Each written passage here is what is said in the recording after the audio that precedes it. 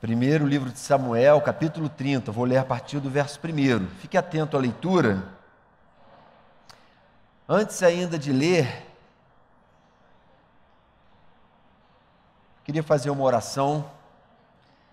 Senhor bendito, queremos te dar graças por esse dia maravilhoso que o Senhor nos deu e porque podemos chegar ao fim dele aqui juntos, na tua presença, te adorando com esses louvores tão lindos.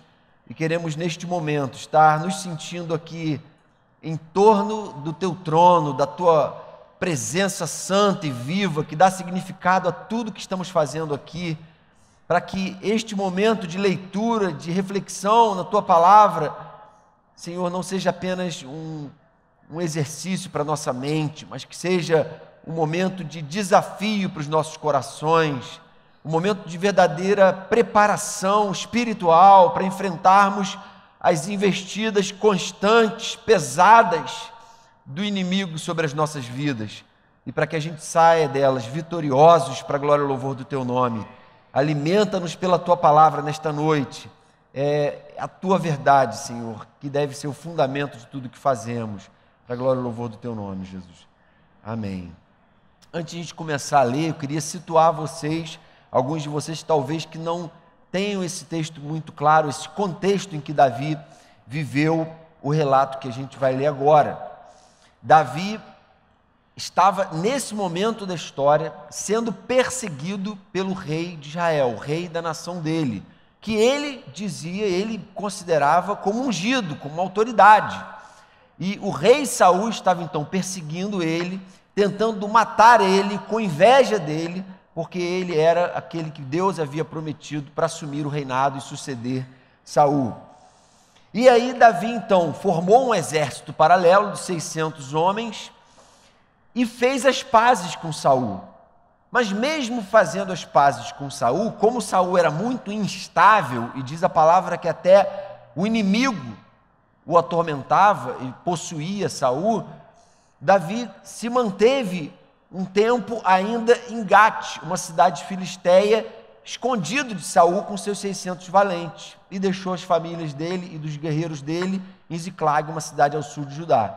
Então veja bem, Davi tinha o seu exército, estava com as pazes feitas com Saul, mas ainda fugindo de estar numa situação fácil de Saul encontrá-lo, porque Saul de vez em quando virava o jogo e resolvia tentar matar ele de novo. Ele está ali numa cidade filisteia, que é a cidade de Gate, uma das 5 cidades, um dos 5 reinados filisteus, que por sinal era a cidade de Golias, aquele gigante que ele já havia na história derrubado diante de Deus e pelo poder de Deus. É claro que num dado momento isso ia dar ruim, né, como se diz por aí. Num dado momento começou a surgir um mal-estar. Peraí, mas esse Davi não é aquele sobre quem se canta, Saul matou os seus 1000, mas Davi matou os seus 10.000. Saul não foi aquele que matou o nosso orgulho, o grande Golias, que era aqui de Gate?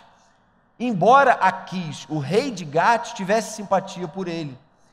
Então, esse é o momento em que Davi resolve retornar para Ziclag, porque havia um mal-estar entre os filisteus e eles não queriam mais ele ali.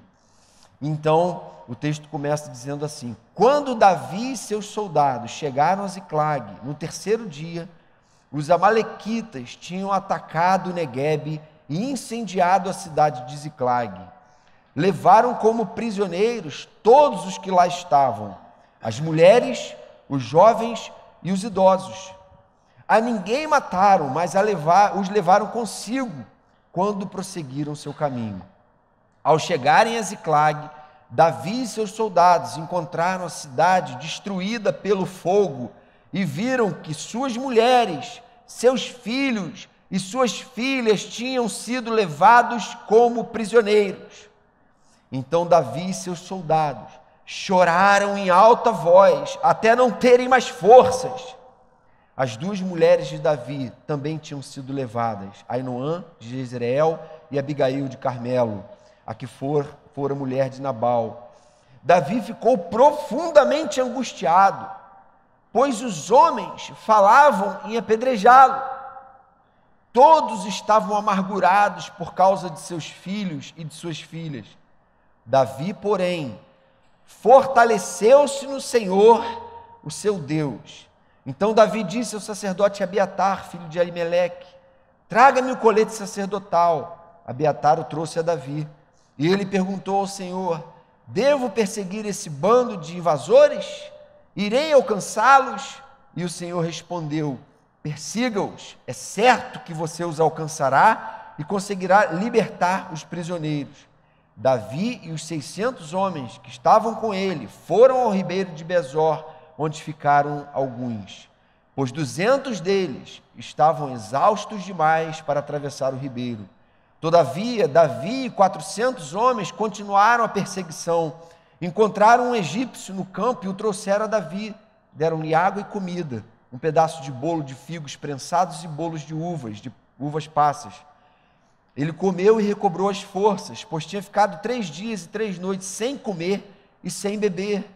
Davi lhe perguntou: a quem você pertence? De onde vem? Ele respondeu: sou um jovem egípcio, servo de um amalequita. Meu senhor me abandonou quando fiquei doente há 3 dias. Nós atacamos o Neguebe dos Queretitas, o território que pertence a Judá, e o Neguebe de Calebe, e incendiamos a cidade de Ziclag. Davi lhe perguntou: você pode levar-me até esse bando de invasores? Ele respondeu: jura diante de Deus que não me matarás, nem me entregarás nas mãos de meu senhor, e te levarei até eles. Quando ele levou Davi até lá, os amalequitas estavam espalhados pela região, comendo, bebendo e festejando os muitos bens que haviam tomado da terra dos filisteus e de Judá. Davi os atacou no dia seguinte, desde o amanhecer até a tarde, e nenhum deles escapou, com exceção de 400 jovens que montaram em seus camelos e fugiram. Davi recuperou tudo o que os amalequitas tinham levado, incluindo suas 2 mulheres. Nada faltou, nem jovens, nem velhos, nem filhos, nem filhas, nem bens, nem qualquer outra coisa que fora levada. Davi recuperou tudo. E tomou também todos os rebanhos dos amalequitas, e os seus soldados os conduziram à frente dos outros animais, dizendo: estes são os despojos de Davi. Prestar atenção na história, irmãos. Davi havia voltado para a sua cidade, voltado para Ziclag, cidade onde as suas famílias estavam ali, as famílias dos seus guerreiros, na expectativa de chegar em casa e finalmente abraçar a sua família, abraçar os seus queridos, abraçar os seus compatriotas judeus, na expectativa de finalmente, de repente, quem sabe um tempo de descanso, de ficar fugindo de Saul, quem sabe essa paz vai vingar mesmo e a gente vai viver um tempo bom. E o que ele e os 600 valentes dele encontram é a cidade queimada, devastada, e nenhuma alma ali. Ou seja, um exército chegou e saqueou, e ele não tem a menor noção do que aconteceu, de para onde eles foram levados, se eles morreram, se eles não morreram, de modo que a partir daquele momento o texto diz que Davi ficou 3 dias e 3 noites sem comer, se deixou abater pela situação, ficou prostrado, ele e os seus valentes, e de um momento para o outro, ele percebe que foi golpeado no seu casamento, ou nos seus casamentos. Seu casamento foi destruído, seus filhos haviam sido, quem sabe, mortos, seus bens haviam sido saqueados, queimados e destruídos, seus amigos agora começavam a falar em matar ele, ou seja, a saúde dele estava em risco, queriam apedrejar ele, e de repente ele perde todos os melhores amigos dele. De uma hora para outra, Davi, que tinha uma certa segurança, uma certa confiança, uma certa estabilidade, afinal de contas, ele era o servo do Deus vivo, ele era alguém que temia Deus, que buscava viver segundo a presença de Deus e a vontade de Deus, se vê desprovido de toda a sua base de vida, de tudo o que lhe dava algum senso de segurança e de estabilidade. Talvez nenhum de nós tenha passado por uma experiência parecida, de perder de repente tudo. E às vezes a gente ouve até pessoas pregarem que crente de verdade, que está vivendo uma vida de santidade diante de Deus, não passa por isso, não enfrenta isso, não é? Mas vejam que teologia mentirosa. Se você voltar no capítulo anterior, no verso 29, olha que versículo lindo. Antes de Aquis, rei de Gate, despedir Davi, olha o que ele diz no capítulo 29, verso 9. Respondeu Aquis e disse a Davi: bem o sei, e que na verdade aos meus olhos és bom como um anjo de Deus, porém os príncipes dos filisteus disseram: não suba este conosco à batalha. Davi, o teu testemunho diante de mim, que sou um rei ímpio, de uma nação ímpia, é o melhor possível. Por mim você nunca ia sair daqui, mas estão perseguindo e agora você vai ter que sair. Ou seja, não estamos falando de alguém que estava vivendo uma vida toda errada e sofrendo a amargura das consequências dos seus próprios pecados.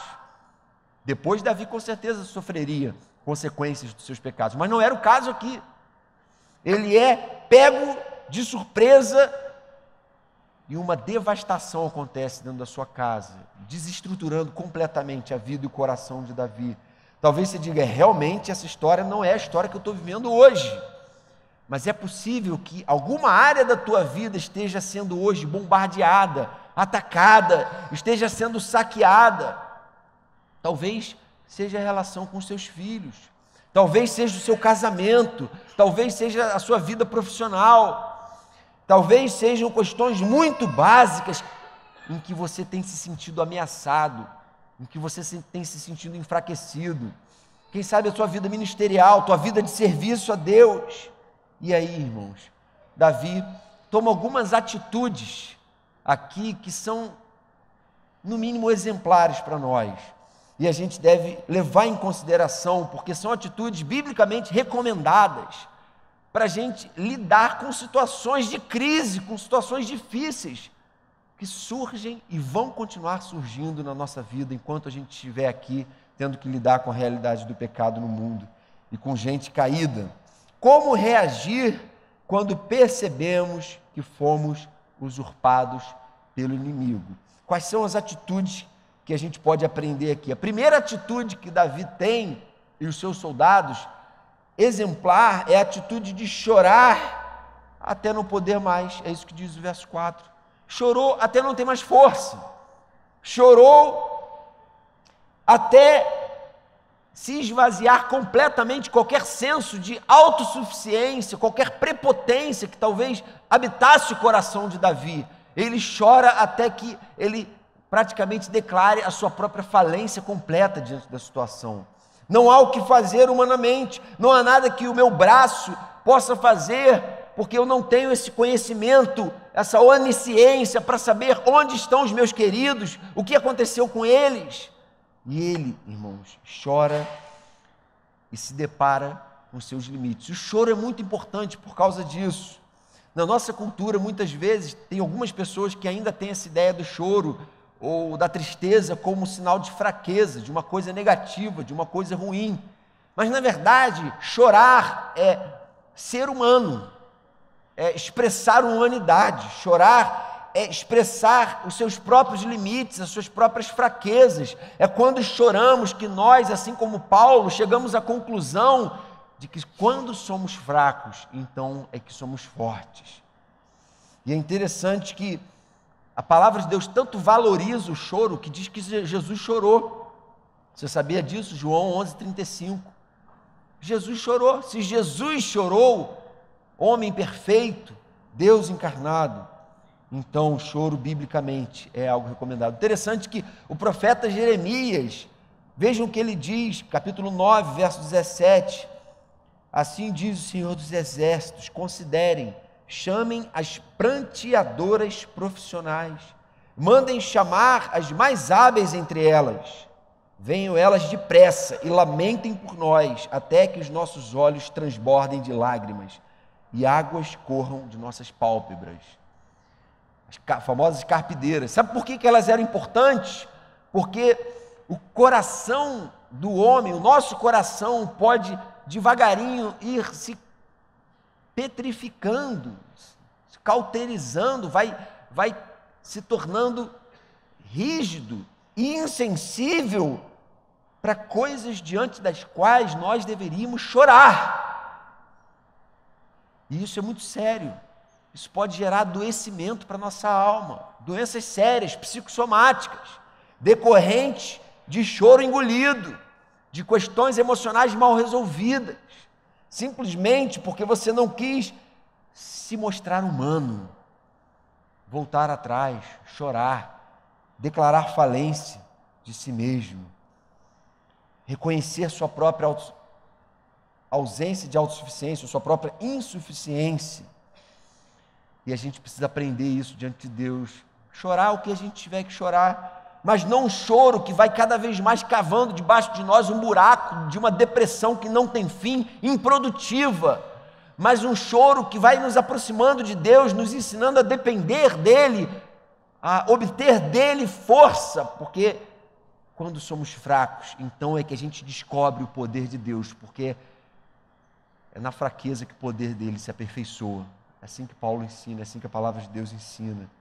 E sabendo, irmãos, que não importa quão intenso e quão constante esteja sendo o teu choro aqui hoje, diante da sua caminhada com Deus, sabe o que diz a palavra? Sabe o que Deus diz para você? Em Apocalipse 21, verso 4, Ele enxugará dos seus olhos toda lágrima, não haverá mais morte, nem tristeza, nem choro, nem dor, pois a antiga ordem já passou. Há uma promessa de que todo sofrimento desse mundo não pode ser comparado com a glória por vir a ser revelada em nós. Todo sofrimento e todo choro que eu e você derramarmos diante de Deus está sendo colhido nos odres de Deus. E Ele um dia vai nos enxugar os olhos de toda lágrima. Então não existe em chorar, não existe em expressar humanidade, em se esvaziar de toda prepotência. Quem sabe ficar 3 dias numa situação dessa, até, irmãos, chegar ao momento em que Davi se recobrou no Senhor. Veja o que diz o verso 6. Todos estavam amargurados por causa de seus filhos e suas filhas. Vamos ler juntos essa segunda parte, a partir do ponto. Davi, porém, fortaleceu-se no Senhor, o seu Deus. Verso 6. Vamos ler de novo. Todos estavam amargurados por causa de seus filhos e de suas filhas. Davi, porém, fortaleceu-se no Senhor, o seu Deus. Percebam que esse porém tem um peso e um valor muito grande, porque está contrapondo a atitude que Davi teve e a atitude que os valentes dele tiveram. Os valentes dele não tinham uma percepção espiritual da vida e da realidade à volta. Eles não se acostumaram a encarar os fatos da vida como intervenção de Deus. Davi se acostumou. Davi ficou ali 3 dias diante de Deus em oração, perguntando: Senhor, o que é isso? O que aconteceu? Chorando. E aí diz o texto que ele se fortaleceu no Senhor. A versão antiga diz que ele se reanimou no Senhor. E é interessante porque a gente não está falando de um sujeito tímido, fracote, de um sujeito medroso. A gente está falando de um valente de guerra. A gente está falando de um cara que diante de um gigante 2 vezes maior do que ele, ou 3, disse assim: quem é esse incircunciso para afrontar os exércitos do Deus vivo? E que foi lá com uma funda para derrubar esse gigante. Davi tinha uma valentia que era um dom de Deus, porque não era uma valentia baseada no poder do braço dele, na inteligência dele, era uma valentia baseada na relação que ele tinha com Deus, na certeza de que Deus estava à frente das lutas que ele enfrentava. Não importasse quão grandes fossem, quão terrível fosse o seu inimigo, a fonte de força, de esperança de Davi não era o seu próprio braço, mas era Deus. Por isso ele se reanima no Senhor, por isso ele se fortalece no Senhor.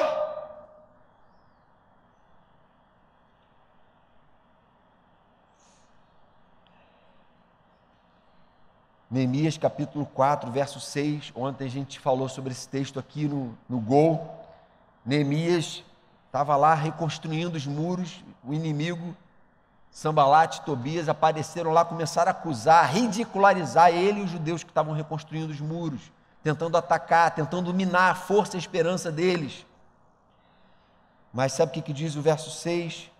Que eles, Neemias e o povo, foram reconstruindo o muro, até que em toda a sua extensão chegamos à metade de sua altura, pois o povo estava totalmente dedicado ao trabalho.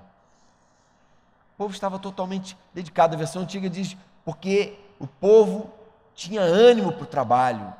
O povo tinha um ânimo que vinha do alto, que era insuflado pelo próprio Espírito no coração deles. O próprio Davi, depois escreveria o Salmo 18, versos 2 e 3. Ele diz assim: o Senhor é a minha rocha, a minha fortaleza e o meu libertador, o meu Deus e o meu rochedo em quem me refugio. Ele é o meu escudo e o poder que me salva, a minha torre alta. Clamo ao Senhor, que é digno de louvor, e estou salvo dos meus inimigos.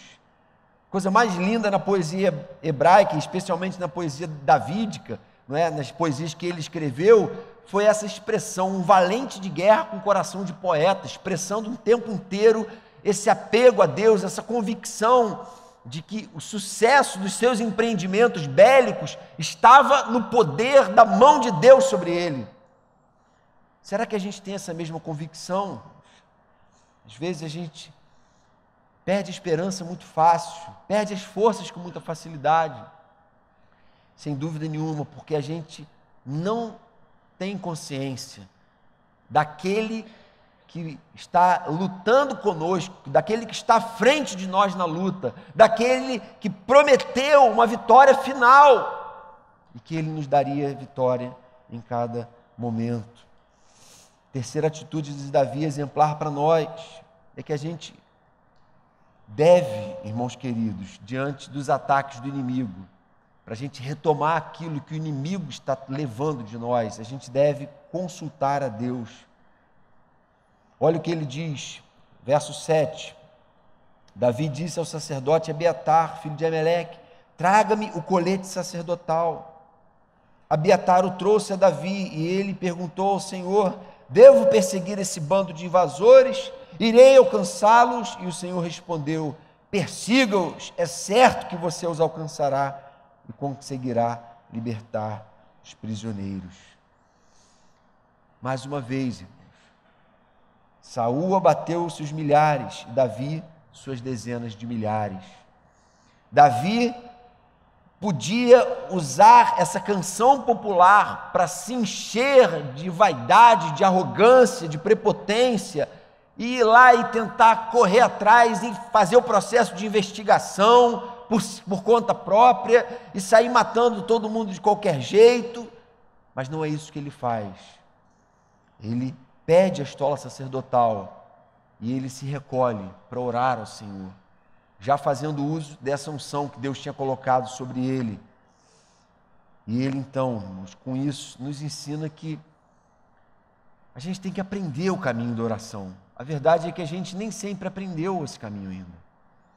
Tem gente que usa a oração como o último recurso na sua vida.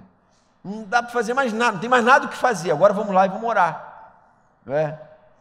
Mas o Senhor quer nos ensinar a viver uma vida vitoriosa, que é conhecida e conquistada em oração.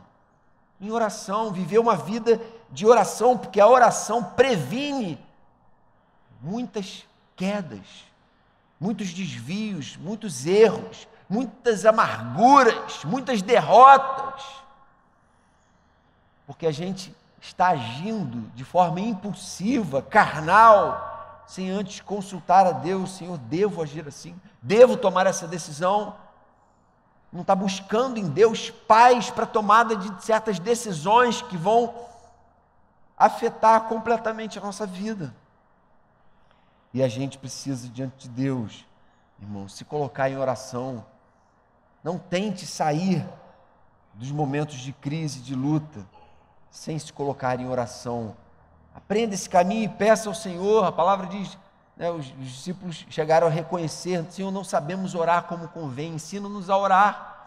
Essa é a minha oração e a tua também. Senhor, me ensina a orar, não como Tiago nos adverte, para esbanjar nos nossos prazeres, mas segundo a tua vontade. Então, irmãos, precisamos aprender o caminho da oração para a gente obter vitória espiritual. É no altar de Deus que as nossas crises têm que primeiramente ser resolvidas. É ali que elas vão começar a ser resolvidas. É ali que Deus vai nos dar a direção de qual decisão devemos tomar, de qual caminho devemos seguir.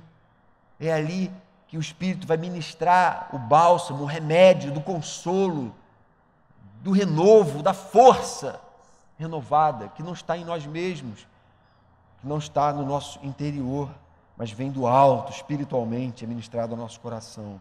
Em quarto e último lugar, devemos lutar até que tomemos tudo de volta. Vejam que interessante, verso 19 aí, nada faltou, nem jovens, nem velhos, nem filhos, nem filhas, nem bens, nem qualquer outra coisa que fora levada. Davi recuperou tudo, por quê? Porque lutou, porque obedeceu à voz do Senhor, porque se submeteu à vontade do Senhor. E estranhamente, ele tinha 600 valentes. E olha como a matemática de Deus trabalha. 200, exatamente 200 daqueles 600, abandonam o grupo no meio do caminho, indo lá pegar os amalequitas. Abandonam. E o exército dele, que já era pequeno, diante do exército amalequita, que eram dezenas de milhares, agora era menor ainda, eram 400 só valentes que ele tinha, para enfrentar um exército gigantesco. E aí sabe o que o texto diz? Que ele conseguiu vencer a luta com os amalequitas, de modo que só sobraram 400 jovens que fugiram de camelo. Engraçada a matemática, não é? Dos 600 valentes, houve uma redução para 400. Agora, os 400 os que sobram dos amalequitas são apenas 400. Era uma forma de Deus dizer, irmãos, para Davi, dizer para mim e para você, que aquilo que é gigante para nós, aquilo que é monstruoso, é nada diante dele. E diante dele não tem força. E ele pode, sem dúvida nenhuma, nos fazer vencer os maiores gigantes que aparecerem na nossa frente, as maiores adversidades, as maiores investidas do inimigo contra as nossas vidas, podem e vão ser vencidas para a glória do Senhor, se a gente se levantar como Davi se levantou naquele momento, e a gente, diante de Deus, se colocar em oração, buscar recobrar as nossas forças no Senhor, experimentando as lutas da vida humana e lutando cada etapa e assumindo o nosso posto nessa luta de soldados, de guerreiros, não nos acovardando, não agindo com uma atitude de fuga, de varrer para debaixo do tapete, de fingir que não está acontecendo nada, mas encarar esses monstros, encarar esses inimigos e clamar diante do Senhor para que Ele nos dê vitória sobre eles. Amém? Sabe o que aconteceu, irmãos? Queria que você abrisse o Salmo 116.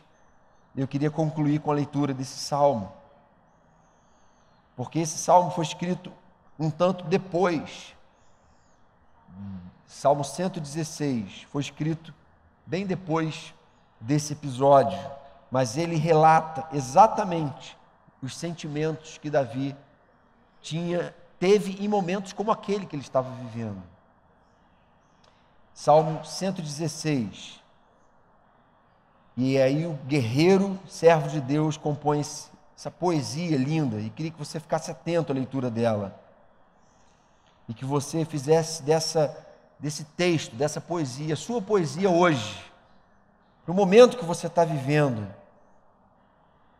e guardasse essa poesia, quem sabe, durante a semana, para você meditar nela. Diz assim Davi: eu amo o Senhor, porque Ele me ouviu quando lhe fiz a minha súplica. Ele inclinou os seus ouvidos para mim. Eu o invocarei toda a minha vida. As cordas da morte me envolveram. As angústias do Sheol vieram sobre mim, aflição e tristeza me dominaram. Então clamei pelo nome do Senhor, livra-me, Senhor. O Senhor é misericordioso e justo. O nosso Deus é compassivo. O Senhor protege os simples. Quando eu já estava sem forças, Ele me salvou. Retorne ao seu descanso, ó minha alma, porque o Senhor tem sido bom para você, pois tu me livraste da morte e livraste os meus olhos das lágrimas e os meus pés de tropeçar, para que eu pudesse andar diante do Senhor na terra dos viventes.